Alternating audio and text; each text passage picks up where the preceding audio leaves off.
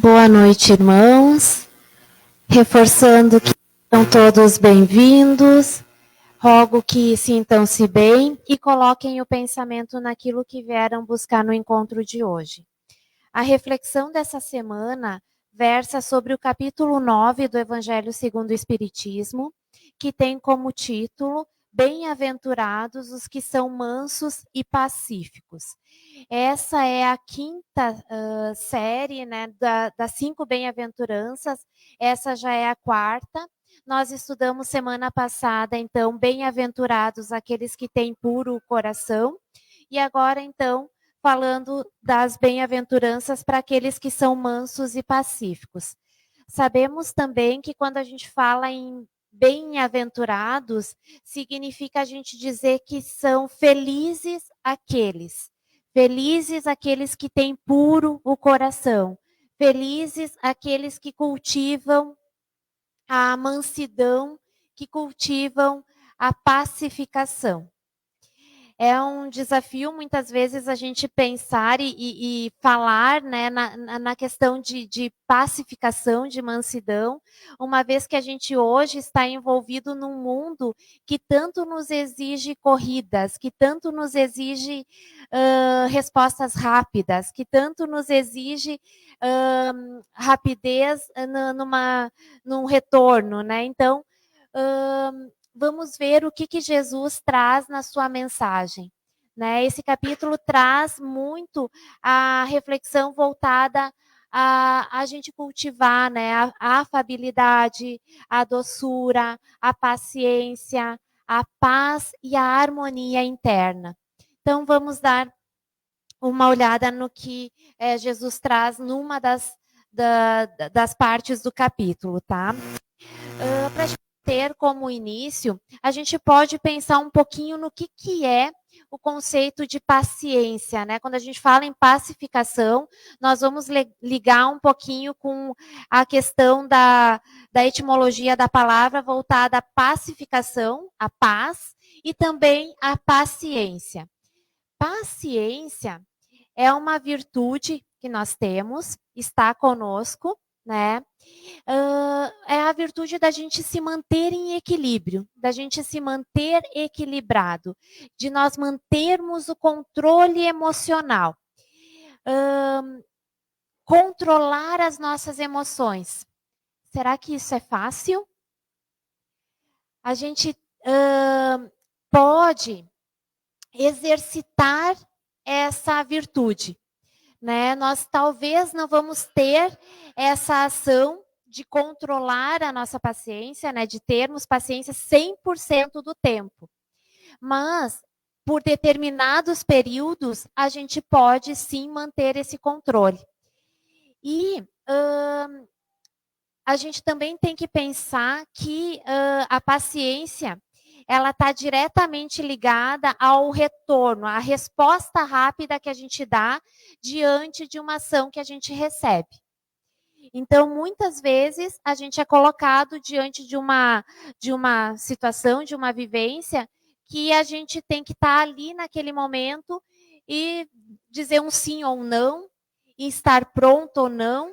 Enfim, a gente tem que estar, naquele momento, fazendo alguma sinalização.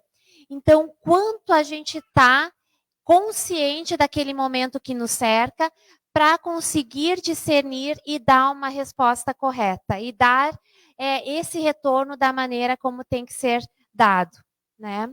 Então, essa virtude que nós temos, a gente pode exercitar isso. Às vezes a gente vai julgar que a gente é impaciente, e tudo bem, se a gente já visualizar e ter a consciência que a gente não tem o domínio das nossas emoções e das reações que nos cercam. Isso já é um primeiro passo, quando a gente identifica na gente essa condição. A gente pode passar um bom tempo da vida sem perceber isso. Muitas vezes anestesiados nas situações que a gente é colocado. Se a gente conseguir perceber em qual estágio nós estamos, mais rápido a gente vai conseguir manter o controle das emoções e das ações que nos cercam naquele ambiente qual a gente vai estar inserido. Nós podemos fazer um primeiro passo, visualizar o que a gente tem de desafios hoje. E se hoje eu conseguir controlar alguma reação minha, já é um passo que eu fiz, já é uma ação. Amanhã eu posso dar o segundo passo. Depois de amanhã eu vou dar o terceiro. E assim, gradualmente, eu vou incorporando mais, eu vou trazendo para a minha vida cotidiana essa ação, essa virtude da gente ter aí a paciência. Né? Então, isso é um exercício que a gente pode e deve fazer. Né? Às vezes a gente até pede, né, diante de tantas adversidades que a gente tem, às vezes até nas nossas orações a gente pede, né, que nosso mentor ou que, né, os benfeitores nos tragam e nos dê paciência. A paciência, ela não é algo que, né, que é concreto, que a gente tem ela palpável. Se a gente pedir paciência, se a gente pedir para termos paciência, nós vamos ter na nossa caminhada oportunidades de colocar a paciência em prática. Então, nós vamos receber, sim, né, oportunidades de estar ali, né, sendo colocados à prova para colocar a paciência no nosso dia a dia. Então, estejamos também conscientes nesse sentido. Agora que a gente já sabe um pouquinho do conceito, o que faz com que a gente perca a paciência? Né? Por que a gente perde a paciência ou por que a gente se torna impaciente? Né? Isso ocorre quando a gente perde o controle de alguma questão. E muitas vezes a gente perde o controle da situação quando vem algum fator externo que eu não sei muito lidar com aquilo. E aí eu já tomo uma ação impulsiva, eu já dou um passo que não é bem amadurecido, que não é pensado, que não é refletido. Exemplos disso, né? A gente tem o trânsito, né? Aqui a maioria provavelmente já deve ter presenciado alguma situação que causou desconforto no trânsito. Uma buzinada, alguém que talvez levantou a voz, ou uma cara feia, enfim. Às vezes, né, aqui foi o exemplo do trânsito, mas às vezes em casa, né? Às vezes é o filho que nos dá uma resposta, ou às vezes o pai ou a mãe que nos traz alguma questão. No trabalho é algum colega que nos traz algum desconforto, algum apontamento, e que a gente, não estava esperando por isso, e a gente já reage da mesma forma, né? De uma forma impulsiva, de uma forma mais, de certa forma, grosseira, agindo no mesmo nível que aquela pessoa nos traz. A gente perde a paciência nessas situações. O que ocorre se a gente entrar e aceitar o convite daquela pessoa que nos dá a buzinada no trânsito? Ele ali buzinou para nós, tá? Né, de mal ali na corrida, e a gente já olha e já resolve buzinar também. Ou a gente já resolve retribuir o xingamento do trânsito. A gente acaba aceitando o convite dele para entrar naquela desarmonia emocional que ele traz. A gente, diante daquele fator externo, a gente aceita aquele descompasso e também entra no descompasso dele, correto? Porém, se a gente estiver consciente da situação, se a gente estiver controlado, naquele momento presente, com a atenção ali, a gente vai conseguir discernir que talvez aquela buzinada não é para nós. Muitas das vezes, os maus entendidos ocorrem porque a gente começa a pessoalizar alguma coisa que, às vezes, a gente é só um item que a gente estava na frente do motorista. Mas talvez a gente pode ver que talvez aquele motorista, naquele dia, ele tinha um compromisso, às vezes o despertador dele não tocou, ele acordou atrasado, teve que levar o filho já atrasado no colégio, às vezes no trajeto já tem um concerto ali na rua, no trânsito, e aí a gente está na frente dele e aí acaba que ele despejou na gente algo que é dele.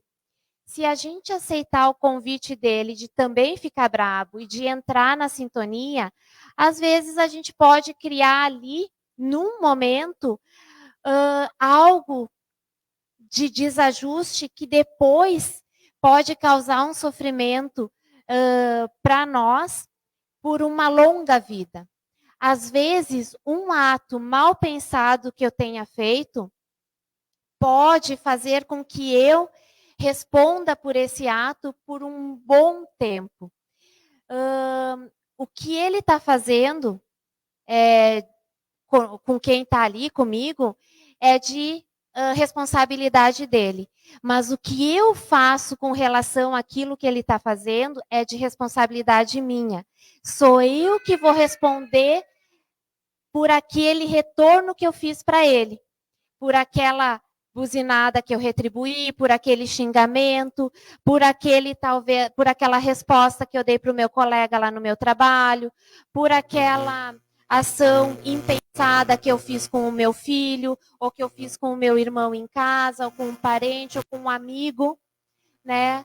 Muitas vezes, uma ação que a gente toma aí fora pode causar um sofrimento tão grande que pode ficar por anos, né? Causa uma ruptura, muitas vezes, numa relação, que às vezes a gente pode ficar até em sofrimento, às vezes sem falar com a pessoa por um bom tempo, às vezes sem considerar aquela pessoa num grupo, um familiar, e aquilo pode, inclusive, causar um arrependimento que pode durar uma encarnação inteira. Unicamente porque a gente fez e tomou uma ação irada, uma ação sem pensar. Então, irmãos, voltarmos a nossa atenção para pacificar os ambientes, para olhar as situações de forma isenta, olhar e perceber o que está acontecendo à nossa volta de uma forma sem pessoalizar aquilo, vai nos ajudar a discernir, a não nos prejudicar, não trazer para nós algo que seja mais tempestuoso do que pacificador. Assim como a gente olha para o outro e pode fazer esse julgamento, a gente também pode olhar para dentro de nós e ver o quanto a gente também pratica isso com a gente.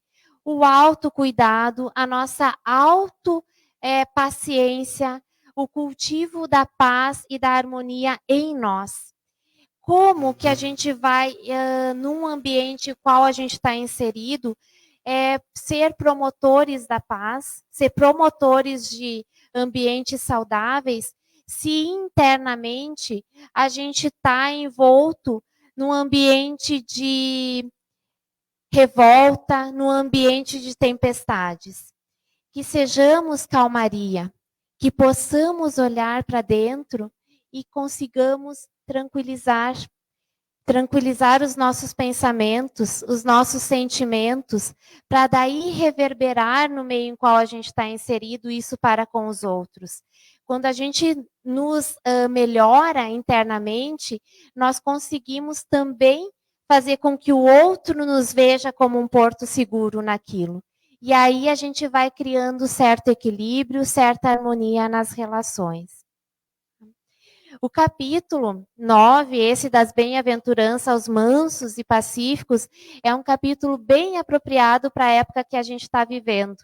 A gente vê que hoje a gente não deve resolver as coisas na força.